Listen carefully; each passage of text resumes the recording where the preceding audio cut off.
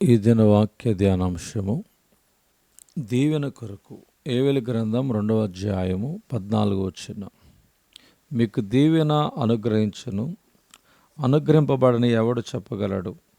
ఏవెలు గ్రంథమందు ఉపవాస దినమును గూర్చి ఎక్కువగా చదువుచూ ఉన్నాం. ఉపవాస దినము ప్రతిష్ఠించుడి, ప్రతిదినము ఏర్పరచుడి. మీ దేవుడని యెహోవా కరుణావాత్సల్యములు గలవాడును, శాంతిమూర్తియు అత్యంత కృపగలవాడనై ఉండి, తాను చేయనుద్దేశించిన కీడును చేయక పశ్చాత్తాపపడును గనక మీ వస్త్రములను కాక మీ హృదయాలను చింపుకొని ఆయన తట్టు తిరగాలి.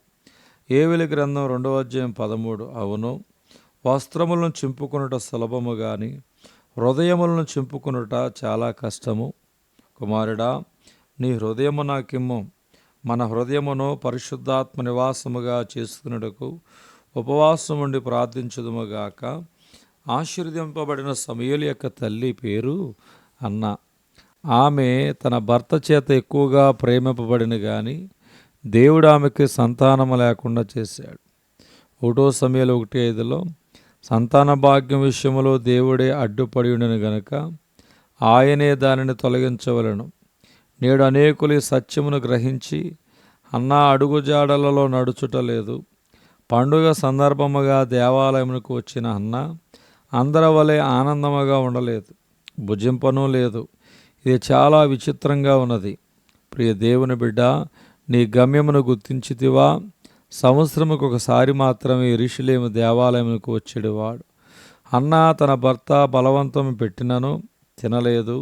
దేవాలయములకు వెళ్ళి ఏడ్చుచు మొక్కుబడి చేయొచ్చు ప్రార్థించినందున ప్రభు ఆమె గర్భం తెరిచాడు.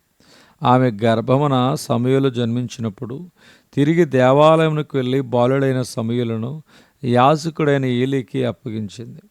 ఉపవాస ప్రార్థన ద్వారా జయము పొందిన వారిలో ప్రథమ స్థానము రాజుకు యెహోషాపాతునికి చెందుతుంది.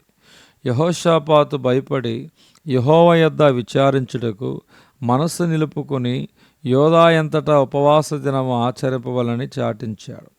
2వ దినవృత్తాంతం 20వ అధ్యాయం 3 ముగ్గురు రాజులు ఏకమై అతని మీదకి వచ్చిరి గాని దేవుడు అతని పక్షముగా ఆశ్చర్యకరముగా యుద్ధము చేసెను.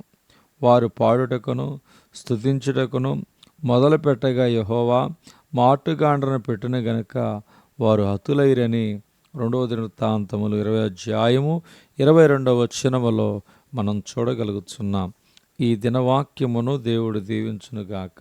ఆమేన్.